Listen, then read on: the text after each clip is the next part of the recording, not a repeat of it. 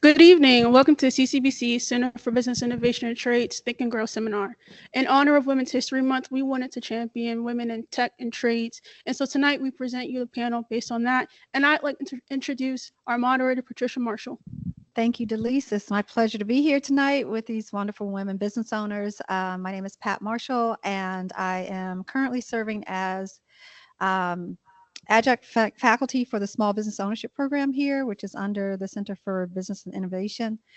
I am also lead faculty for the Goldman Sachs 10,000 Small Businesses Program, and I also work as a business advisor in our national program. So I'm very happy to be here and to moderate this panel for you.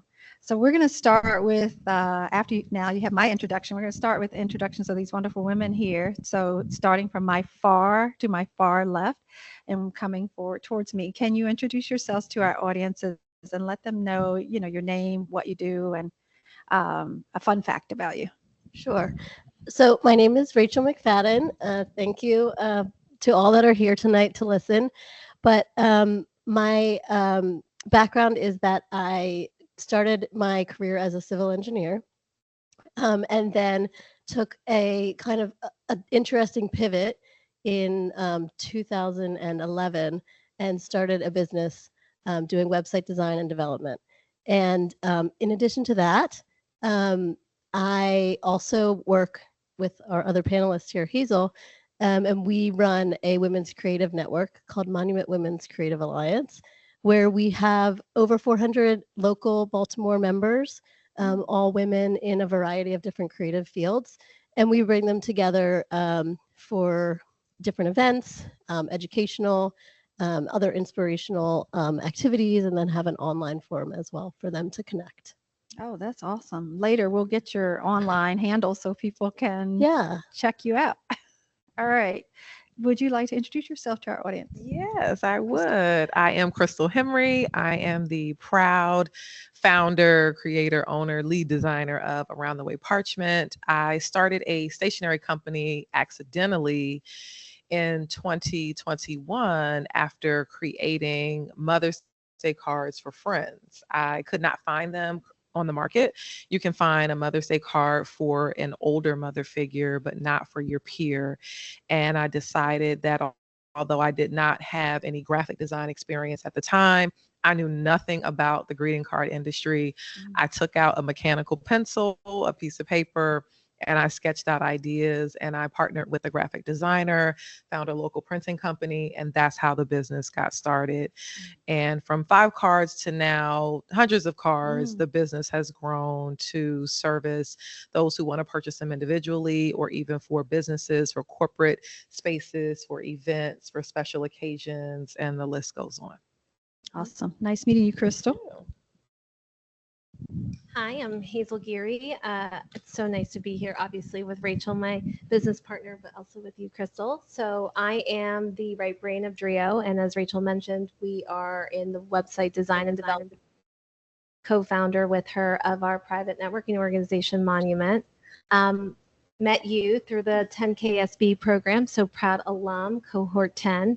And I'm a fun fact. I'll leave it to the fun fact. Oh, yeah, we forgot the fun facts. Yeah, fun facts. Okay, fun facts. I am a tennis enthusiast, so currently working on that hobby, but have been playing since high school. So tennis enthusiast, if you ever want to play doubles, please call me. But really excited to be here and share the stage with these wonderful ladies. So thank you for having me. So she's the right brain of Drio. And so the right brains are usually your creative side of the brain. So that's why she remembered the fun fact part.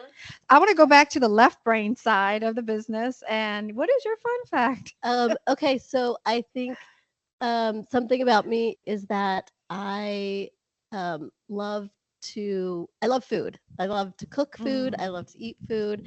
I love to serve the food that I cook to my family and friends. So that's one of my side passions. Oh, it's always good to know a cook. So always can get good food. All right, Krystal, what's your fun fact?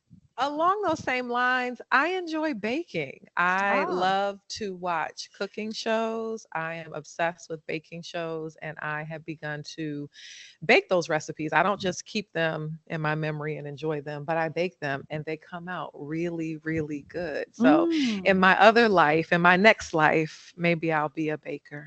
okay. We can That's start our next business together. you can start your Sure next you can can. start your Sure next can. businesses together.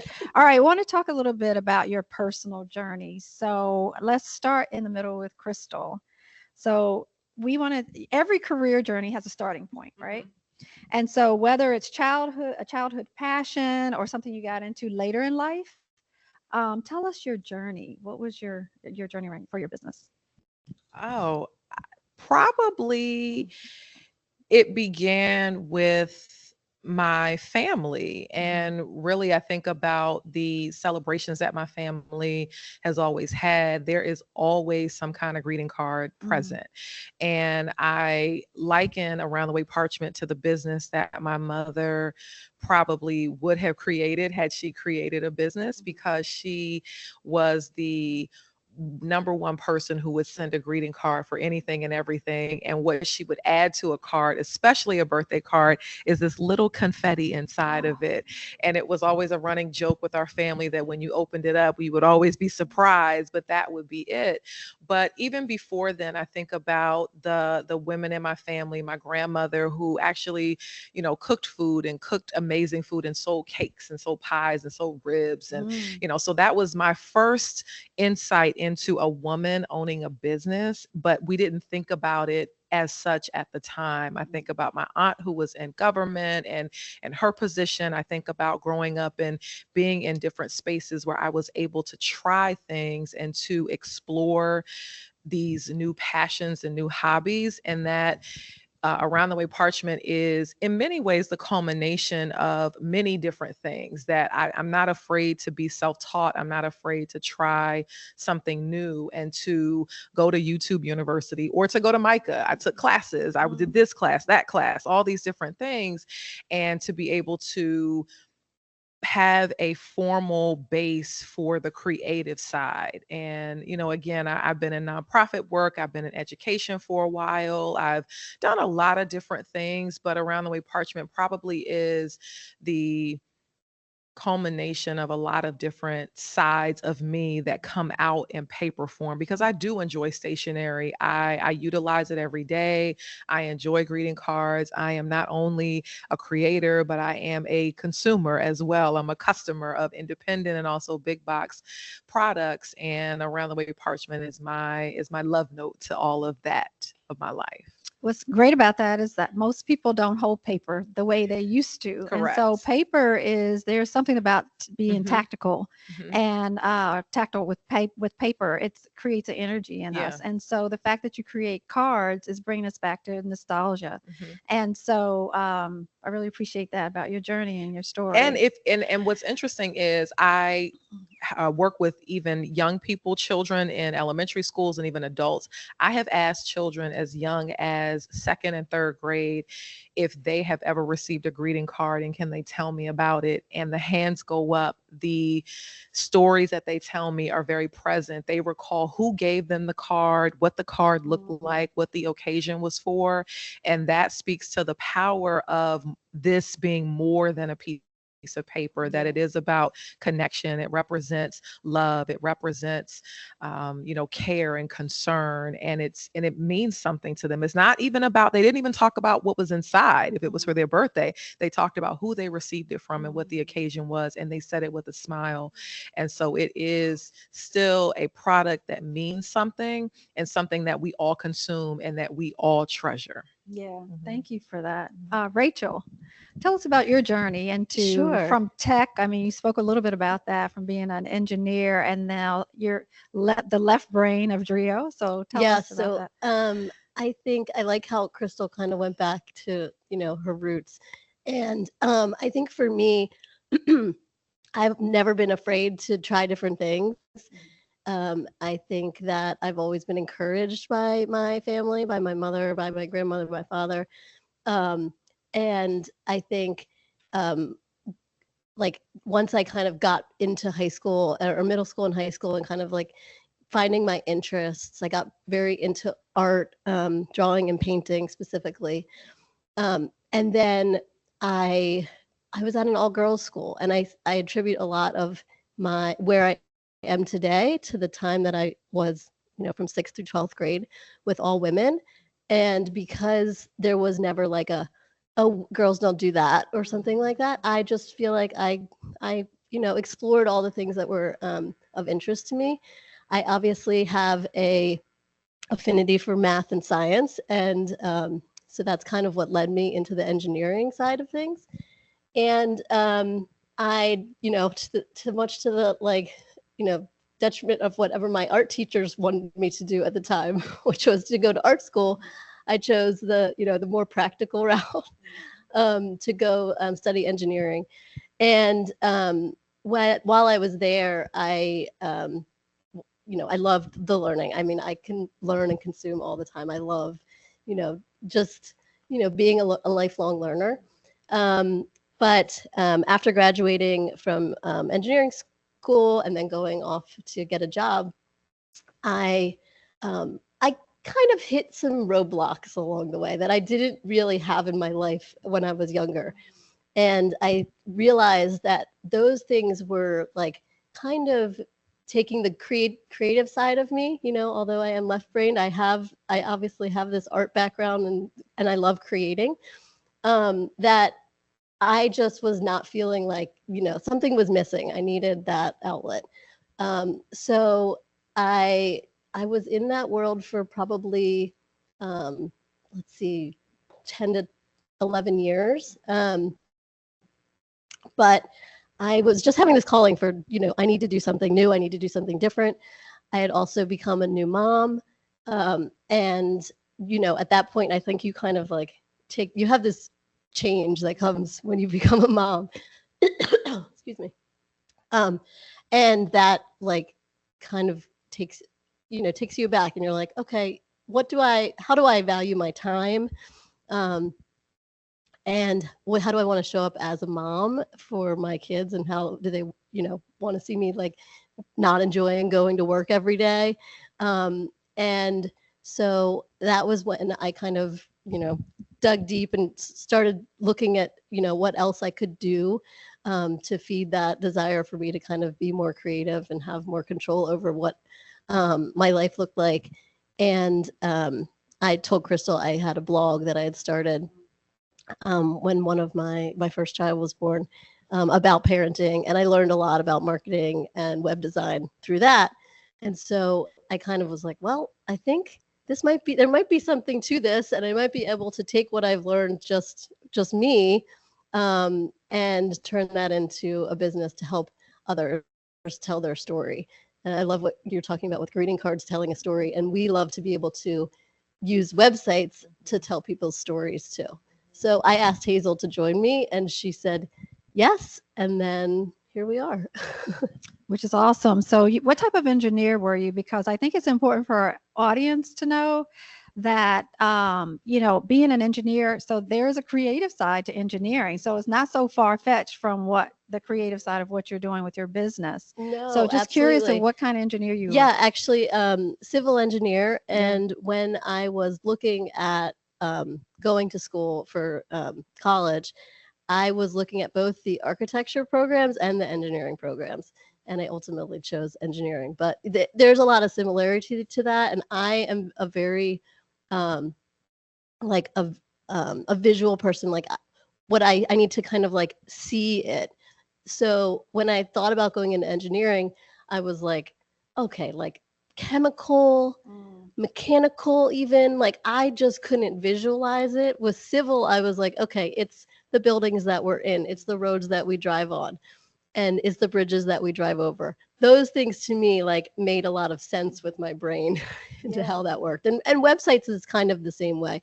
Although there's like kind of some back end coding, what we're doing is we're creating a visual thing, right, that comes alive. So it's branding someone's business so that other people will be attracted to it. So Hazel, it's your turn. So what created this passion? What was burning inside of you that birthed this right brain sense of marketing?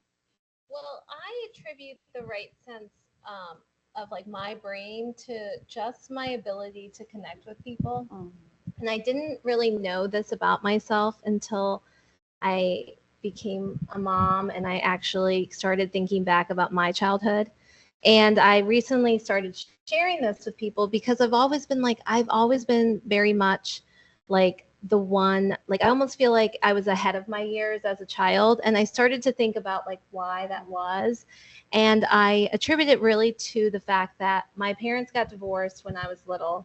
And I have an older sister, but we are 12 years apart. So in many ways, we're almost like only children, respectively. And so I lived with my mom and my sister, or I should say my mom and myself, exclusively for a very long time. And my mom has an accent. She's Hispanic. She's Peruvian. And I remember when I was younger, noticing that people would almost like have trouble understanding what she was saying, even though she was like, for me, perfectly, like I could understand what she would say. But I noticed that as a little child, like that I would interject very quickly and go, okay, like she's just asking like what time I have to be picked up. That's all she's asking. And I remember this being something that like just started very small as a child. But as I grew up and, you know, other things came into fruition, I felt like I started owning things at an earlier age just because I had learned that from those like little experiences. And so I say this to my kids all the time, like that I almost grew up quickly because I was always the voice kind of for me and my mom. Not again that she couldn't do it, but it just felt like I had to step in and interject in some instances. And so I think that ability to talk and advocate for myself and for us really was kind of like the start of who I became as a person. So when it came to time to go to college and figure out like what I wanted to do, I immediately gravitated towards marketing. I was like, I think I could do this. This really resonates with like how my brain works, like what I'm, attracted to, what actually is something that I really like to know and do. And so I pursued a marketing degree. And I'm really lucky in the sense that like I actually have been in the marketing industry since I graduated. And so when my last prospective job before I came on board with Rachel, I was doing marketing for Under Armour, and it was very much a space that I loved. It was very creative, and I was able to learn a lot from that experience, of which I feel like a lot of the things that are like fundamentally things that we do also for our clients, that consistency, showing up authentically, those are all the things that I feel like I was able to learn from my experience at Under Armour. But most importantly, I think I attribute to like who I am as a person from like my experiences as a child, and never really being afraid to have that tough conversation or ask that question, or not be embarrassed about asking that question. So Rachel knows this about me because, in some ways I'm very much, the one that talks to our clients and manages those relationships. But I think I learned about managing relationships from a very young age. And in some ways, I'm thankful for that, because it was just a stepping stone into a role that I've been comfortable doing from a very young age. So, yeah. Thank you. So this is what spurred your careers. Now, what is it that spawned the business? Because it's one thing to have worked in a career. So from childhood, I know I'm good at marketing, but you could have worked in marketing for a long time working for someone, right? You could have stayed in engineering and again worked in design for a long time for someone, and you could have worked for someone else. So what turned on that entrepreneurial spark? And so Krystal, what turned on that entrepreneurial spark? The first sale. Hey, money. It was earning that dollar. It's one thing to have creativity and to create, but the minute that someone makes a purchase, I thought, oh, there's something here. And then it was another and another, and someone told someone and someone told someone. And then when I began to hear people talk about the impact that the cards made on them, or that they keep them or treasure them. For instance, my hairstylist still has one of the original Mother's Day cards on her bookshelf. So when I go, I see it, and that's 3 years old, and that still warms my heart. And when people began to ask for more products, they said, well, where are your birthday cards? Where are your thank you cards? And I said, all I have is 5 Mother's Day cards for friends. I don't know what you're talking about. And then I said, well, why not take this serious? And it was the sale that let me know, okay, there's something there. And then I began to think about it some more and began to do some research into this greeting card and the stationery industry. And I said, oh, there actually is something here. Let me take this serious. And that's when I put the education behind it.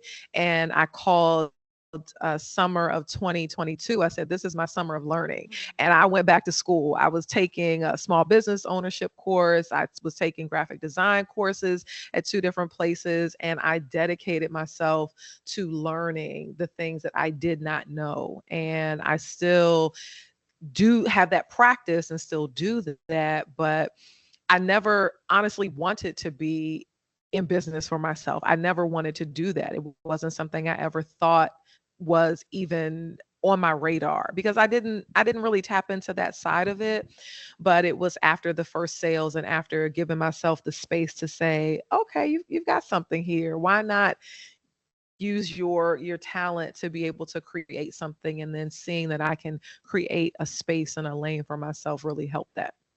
I find that on the creative side of entrepreneurship, people kind of fall into their businesses. Sometimes it's not even intentional. It is what you said. You created something and someone says, I want to buy it. Right. And then, by the way, make some more of that. Right. I want to buy more. And then you just evolve into this business and then you formalize it. And so on the technical side, sometimes it's very intentional about starting a business. What would you say about that, Rachel? I would say 2 things. One, I was very intentional about starting Drio. Like I said, it took me some time with my own thoughts to kind of figure out what that next step was going to be for me. I don't know that like entrepreneurship was really top of mind, or even I knew what that word meant. But I knew that I wanted to kind of not be told what to do, but to kind of, carve my own path. But the second part of that is that we, Hazel and I founded Monument Women's Creative Alliance in 2018. And that is something we very much fell into. And it wasn't something that we had gone, okay, we're going to create this group for women. That, I think, is something I've been reflecting on recently, is that it just sort of happened.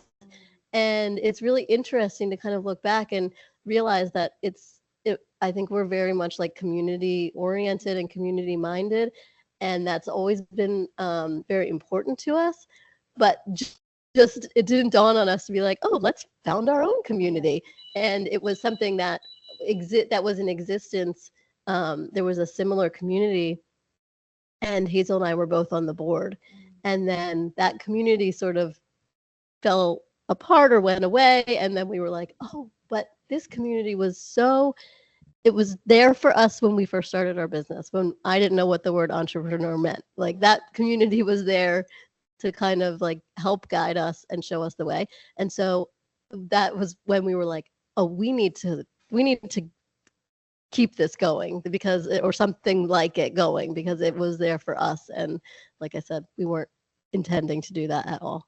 Yeah, so essentially business evolves, right? Yeah. It becomes one thing begets another. And before you know it, how you started is not necessarily where you find yourself today. Considering like an Amazon, they were a book company that now is in everybody's computers, probably with something in the cart right now, right? And so, Hazel, how would you answer this question about falling into entrepreneurship? Yeah, I mean, I think Rachel touched upon the fact that, she asked me, and at the time I was a stay-at-home mom, and I was excited about that. And then but at the same time, I also felt like, I feel like this is good, but I feel like there's something else for me.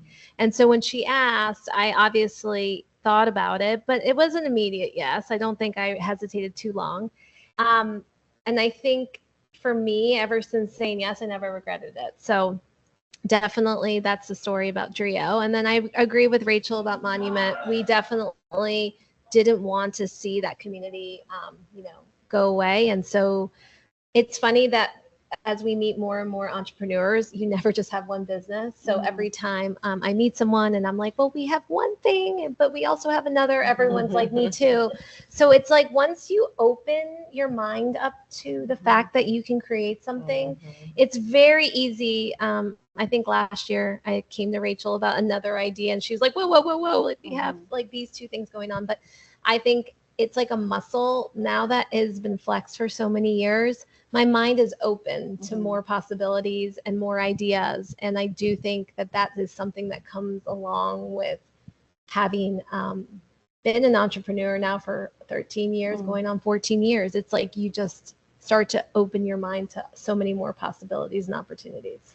Mindset, really, about entrepreneurship. I wanted to ask a question about your skill sets, because as you've started your business, I always think there's a purpose behind the business you birth. And so your purpose oftentimes is, from your childhood, the things we talked about, sometimes it's, you don't know it right away. So I'm curious about what skills do you think business owners need to come into business with? Because there's a purpose, but if you don't align that with your skill set, the business may not happen. So what skills, and I'll start with you, Krystal, because you look the most pensive. So I know you're like, let me think. So what skill set do you think what is it that you must have in business to be a good business person? What skill set? The first thing that comes to mind is that you really have to have a sense of confident delusion. I like that. Confident delusion. Somebody write that down. Confident delusion. There's this whole thing, of course, on social media or in the world where people are talking about just how delusional you are, right? And I chuckle at it sometimes, but then I think that there really has to be some truth to it, that the vision that you have, whatever has been imparted to you for your business, is what you've been given, and you are equipped with whatever the tools are that you need internally in order to make that happen. The skills, you'll pick those up. Right? You can go to school, you can learn that. But if you don't have the real confidence that it can work, then the skills are going to fall off. Your endurance is going to die out. Your motivation is going to fail. And Around the Way Parchment is not yet where I see it to be. And it's continuing to grow and morph and, shift and form as the industry is changing, as I am growing, as I am developing more partnerships and collaborations, as I'm seeing where the holes are that I want to fill, that I didn't think 3 years ago that I would want to fill this particular hole, but I want to fill it because when I see it, I think, oh, there's a need there, and it nags at me and nags at me and nags at me, and that is what it is. But you do have to be confident in a way that allows you to keep going even when you don't see the results just yet, because okay, if I keep working at this, it has no other choice but to happen through hard work, right? And through diligence and through a lot of effort. Thank you very much. Yes. So Hazel, what skill set do you think entrepreneurs must have to be successful? I think I'm going to go also with the first thing that's coming to my mind. I think commitment. I think sometimes we meet people that are maybe teetering, like, is this going to work out for me? Like, I don't know. I mean, how have you guys stayed on? And the truth is, I feel like from the beginning, Rachel and I have been very committed to the business. I don't know if that's exactly a skill set. I agree with you. Mm-hmm. I think it's the mind over matter mentality, because I do agree, like, we have picked up skill sets that we didn't have at the very beginning that we now have now. And so I do think you can pick those up along the way, because to your point, you can learn, you can take courses, you can ask others. But I do think that the one thing that has really helped us from the very beginning is our commitment to doing it. We weren't going to give up on it. It's not like an exercise class where I'm going to go for like 1 week and then I'm just going to like drop it and never do it again. No, like we made the commitment to ourselves to see this through. And I really think as a business owner, you know, I'm sure you've had highs and lows. It's like a roller coaster ride, but even in the lowest of lows, like I've always been committed to it. And so I think that is something that has really helped us stay true to this, or, you know, to what we've built. And so I would say commitment over like a skill set. Yeah, that's my answer. Thank you. Rachel, do you think there is a skill set that every business owner should have to be a successful entrepreneur? Or is it the same kind of along the same lines as commitment and being delusional? Yes, I think, okay, then I'm back to my two-part answer. I love the delusional thing. I was going to say being a little bit naive, it helps, because you go into it like, I'm going to do this. This is what I set out to do. And you might not have any clue what you're doing, and that's okay. But being a little bit naive helps, because once you know too much, then you're like, oh, I can't do that. I couldn't possibly do that. But then the second part of that, I think, is strength and flexibility. So you have to be able to weather the storms. They are like up and down, but knowing that, like, okay, we've done this before. We can pivot if we need to. We have other sources of revenue over here. Like, we can look at that as opposed to this. And I think that, like, that, you know, stamina and being able to kind of hold your ground and be like, this is, you know, it's worked. It's always worked. We're here. You know, we still have these conversations, and we're in year 14. So I don't think that ever is going to change, and it would be silly of us to think that it would change.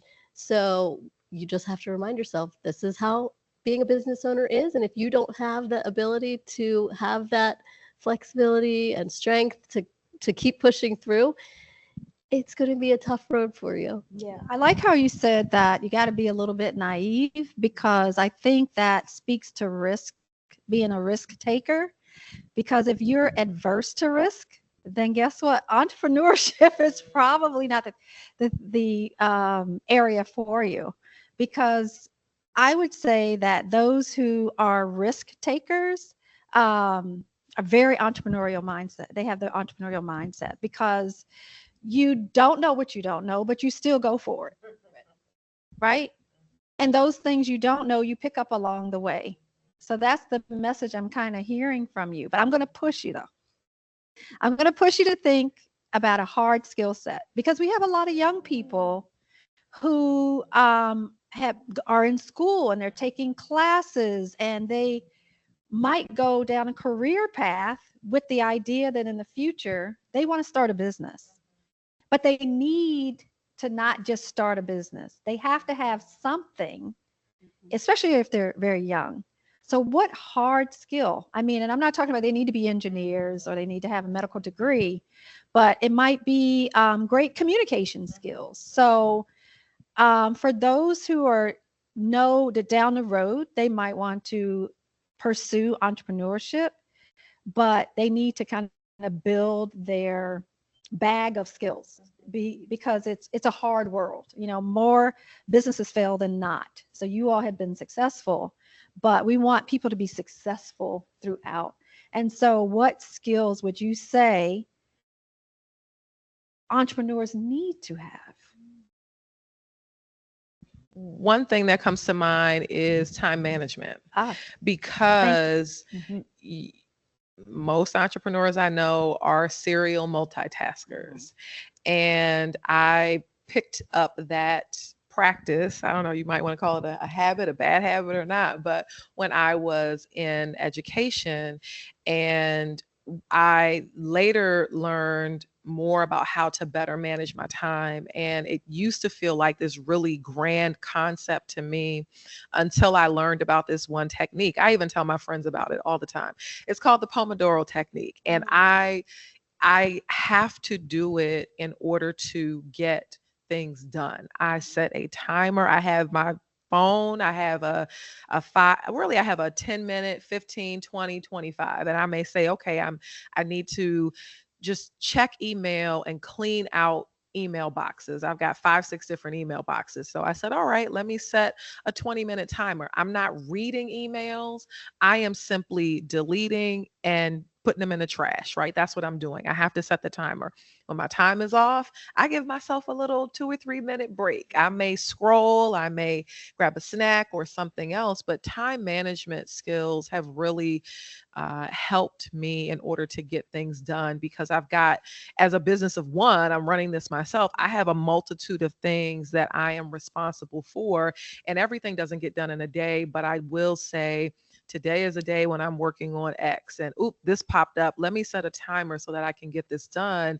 And being able to adopt some discipline habits, right? So time management, and then being disciplined in what it is that you're doing, and not so much where I am, chaining myself to the desk and saying, you can't go to the bathroom until you do this, but it is about saying that I'm not laying around watching TV. I am working, right? That I am responsible to myself and to what it is that I say I'm going to do. And if I don't actually show up and have disciplined habits to make that work, then I cannot expect for results to happen, right? So time management and being disciplined. I like that, because those two things lend themselves to organization. And so, is that what you were going to say? Okay, so now you have to think of something else, because I thought with Krystal, I was like, yeah, she's talking about being organized. You gotta multitask as a small business person, because you're often the chief financial officer, the chief operating officer, you're lucky you have marketer here, but a lot of businesses you're taking on a lot of the roles yourself. And so if you're not organized, for me, I know if somebody says squirrel, I'm over here, or I'm looking there, and you gotta hone in on getting tasks done. So I'm very much a very list person. I have to write down a list, and as I check it off and I complete the task. So I think, being organized is a very big part of being an entrepreneur. All right, Rachel, you got to come up with something different. Other than organization. Yes. But I think I'm going to take us back to organization, only because I think that if you are a younger person that is looking to maybe start some sort of business or something like that, I think that there's so much that you can learn along the way in other jobs that you have. And so as she's talking and I'm thinking about organization, I was thinking about my jobs in different engineering companies and how they organized the folders for projects, and how each project that we worked on, you had the same folders. Some projects were larger with lots of things in those folders. Some were smaller or newer. And so when we started our business, Hazel knows, I was like, we have to have a system to figure out how we're going to organize all of the projects that we have. And I think that has it's evolved, but it has stood the test of time, because now we know, okay, for example, we put a date on it. So it's like, well, we know that that project started in 2013, right? And that is in the folder because it was in the 2013 folder. And I didn't have those skills per se before I was in the working world, but just having the experiences picked up along the way. And there's little things that you can pick up at any workplace, right? It could be team management. And that is, if you want me to go a different direction, team management is something that Hazel and I are working on a lot now. And it's something that we're working on developing our skills around how to manage a group of people, because we started out with just 2 of us. And so there wasn't really much team management. There was a dynamic between the 2 of us, but not any deeper than that. And so as we bring on more team members, we have to now take this role of like, okay, now I'm managing somebody else, and I need to think about what their needs are, how they work differently than I work. And you pick up those team dynamics in any workplace that you are, or even in school, right? In school, having different professors, like everybody doesn't think the same. And so learning about how people process things and how people are organized and playing to their strengths is something that we've had to develop as a skill. So I pulled out about 3 or 4 critical skills from just the 2 of you. I'm going to get to you, Hazel, for yours. But being a task manager, so not just task oriented and completing those tasks and understanding how to be a multitasker because you're called to do so many things in a short period of time. And one thing entrepreneurs haven't discovered is how to extend time, right? So we still just have 24 hours in the day. So these skills are very critical to getting through the many tasks that you have. So being task oriented, keeping lists, organized, disciplined. So many of those skills are being a team manager, because beyond you, eventually, even if it's your solopreneur, you have to work with other people sometimes to get your work done.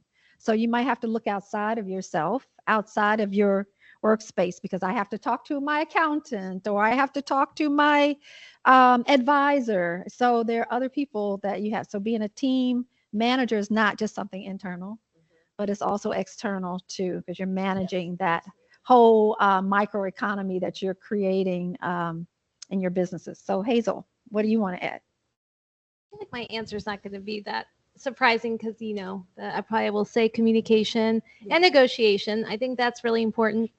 I bring up negotiation because there's an amazing class that we all attend in the 10 KSB program. So I'll touch more about that. But I think for Rachel and I, the communication part has been really essential from the beginning, because, and then anyone actually starting a business, I mean, one of the first things you're going to have to do when closing your first sale is tell them about who you are, what you do, and what sets yourself apart. So I think from the very beginning, that kind of became my role.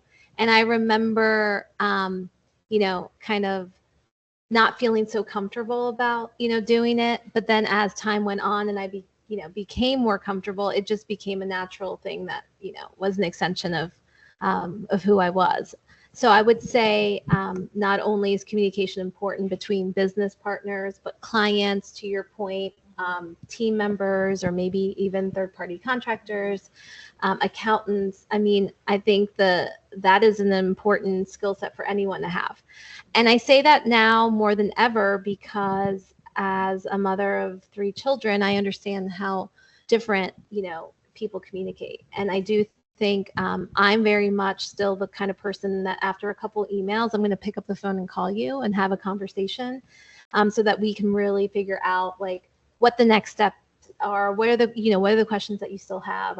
So I do think being able to decipher like when it's appropriate to email, versus when it's appropriate to take a phone call or have a face-to-face meeting is still a very important skill set in moving, things along. And Rachel and I have built the business on relationships. So I would also like to say that people are still hiring people. Yeah. So I do still think that that's a very important aspect, that while we have made a lot of advances in technology, that one of the things that I think that still differentiates Rachel and I is Rachel and I, and really coming across that way when we're trying to get a new project or sign a new client. And then the negotiating part, I think, one of the biggest things that we all don't realize is that we negotiate every single day. If you have a child, you're negotiating. You are negotiating with your partner. I think that skill set is such an important piece, and has been for us an essential piece from the very beginning. I think negotiation is an aspect that touches our lives every day, from writing that proposal to kind of meeting in the middle if you're, if we're here and you're there. And so I think that's a very important piece that the Goldman Sachs program does such a great job of normalizing it, because for so long, I think the movies and TV shows depict it as very like rigid and it feels like only one person wins, you know, win-lose situation. And one of the things that I thought was done so well in our program was really thinking about the fact that at the end of the day, you can always agree on something that you both want, and getting both sides to meet in that middle ground is really the most essential piece of negotiation. So I would say communication negotiating is essential for anyone that is thinking about going into business for themselves, because self-advocacy is a big piece of it as well. Good. Okay. Yes. So I want to talk about, so the topic here is champion women in trades and tech. So women, there's so much, you know, in the news about us today. Being an entrepreneur, a woman in business, right? What are you feeling about the prospects, and what do you bring as a woman to the work that you do? Because we talk about skill sets, but we have very special skill sets as women. We often start as CEOs in the household around, you know, making sure everything is organized. We're having to communicate. We have to multitask. So what do you think about the prospects for women in the workplace, in addition to women who are seeking to leave the workplace to start businesses? Is this a good time for us? Rachel. Yes, this is the time. This is the time for us, because I think since there is so much going on in this world right now, you know, specifically in the U.S., and you know, feeling like there's a little bit of an attack on us as women and what makes us different. Now I think is the time to like double down on that and to say like, yes, I am different from my male counterpart, and here's why that is valuable and what that can bring to your organization, or what that can bring to the work that we're doing. Hazel and I, in the last couple of years, were certified as a minority-owned business, so minority and women-owned business, and we. I will bring you back a little bit from when we first started our business, because it wasn't always like this. We felt when we first started that we were not taken seriously by everybody, even though, you know, we were 100% in, and we knew that this was like a real thriving business that was going to replace our incomes as workers outside of the business. There were people that, you know, kind of like, oh, you're a mom, that's cute, right? That's something you do on the side. But also, you know, having children and being a mom was something that we didn't broadcast. We kind of downplayed it. You know, we hid our minivan around the corner when we were meeting with somebody, so they didn't see us getting out of it. And, you know, we wouldn't talk about our families, and because it just was something that we felt like was being used against us. But there was a shift, and that might have just come with our confidence, or it might have come with our experience, or just who we started to align ourselves with. That when we kind of embrace the fact that we are a women minority-owned business, we are mothers, that we started to kind of find that we were aligning with the types of organizations that we ultimately wanted to be working with and to help make a difference. And that happens to be a lot of people in the nonprofit space. It also happens to be, you know, I kind of merged my past world as an engineer and finding spaces that are promoting hiring a diverse workforce, or they are, you know, women-led or run organizations. So we've kind of taken that shift. And again, I don't know if it also COVID may have helped, because it's like everybody has kids running around in the background of their screens, you know, fathers and mothers alike. And so it's that kind of like took the, you know, the pressure off of being hidden, like hiding kind of a part of who we were. Yeah. So That's great. I'd love to hear about that. We are deserving of being entrepreneurs, and I think the world is reckoning with the power of the woman entrepreneur and the mighty businesses that are being started by us. Krystal, tell us about your feelings about women, prospects for women in entrepreneurship, particularly in technology and trade. Well, it's no secret that Black women are the largest group of, entrepreneurs out there, and there's space for it. And especially when it comes down to this stationary and small product based world, it is filled with women.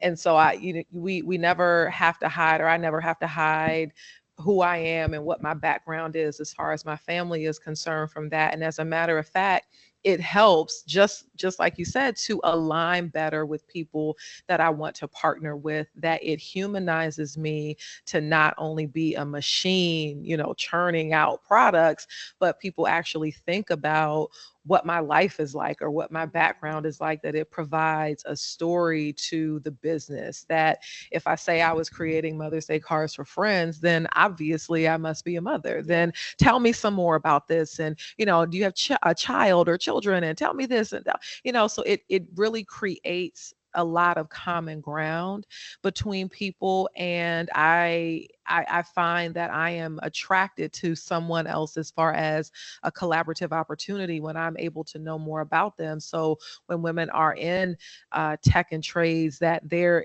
is room for us. There is room for the skills and the talent and the insights that we bring. And our lives help to add value to what it is that we bring. That it's not in spite of it, but it is because of that, that we're able to learn more about ourselves and what it is that we bring to the table and what we can offer because of our lives and our backgrounds and the previous careers and experiences that we've had. Thank you for that. Love that. Hazel. Yeah, I mean, I feel like everything you said resonates with us, because when we started the business in 2011, like Rachel mentioned, very different landscape. But one thing that's been really cool to see is the rise in women in tech, because when we first started, I think Rachel and I were very much one of the youngest and probably only women website designer and developers in Baltimore. I don't remember ever really meeting anyone else. And so seeing the rise in that has been it has been great. To Rachel's point, I think a little bit about her world has come into, Drio's portfolio. And I'm proud to say that I actually think some of the clients that we have now, seek women in the sense that they want our perspective in helping them market either the trades or their services. So we have a client that currently we've been with for the last 4 years, and it's been amazing to work with them because they really value our perspective. They are in a male-dominated industry, and so I think that we've been able to really help them with their narrative to attract more women in this electrical apprenticeship program. And so I can say that they have valued our perspectives and ideas. So. Yeah, that's great. I know that, and you all know that. We, want to just share that with our audience, that the marketplace for women-owned businesses is wide open. And so we bring the skill set, we bring the passion, the purpose behind it. And so I want to move us into our lightning round in this last few minutes. So let me I love doing these lightning rounds because it's the first thing that comes to your mind. And let me just find my lightning round questions, and then I will, I feel like I've lost but anyway, so when I say a word, I want you to come up with the first thing that comes to your mind, the first word or phrase that comes to your mind. And so, Rachel, I'll start with you, so come this way. So technology. Innovation.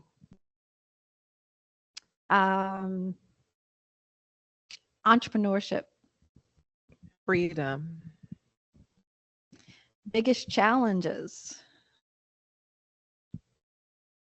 One word? That's a hard I one. said one word or a phrase. Staying alive. I think, yep, staying alive. I'm going to say that. All right. So I'm going to do this one more time, and then I want to get your final thoughts for our audience today. So another word would be future prospects. Growth and what's the word? Not flexibility. Yeah, I like that. Growth and flexibility. Growth and flexibility. Okay, but there's another word I had, but okay. Okay, that's no. Let's see. I'm having a hard time coming up with the actual words, but how about innovation? As she said, innovation. So what do you think of when you think of innovation? Creativity. Okay, and I'm gonna say creativity.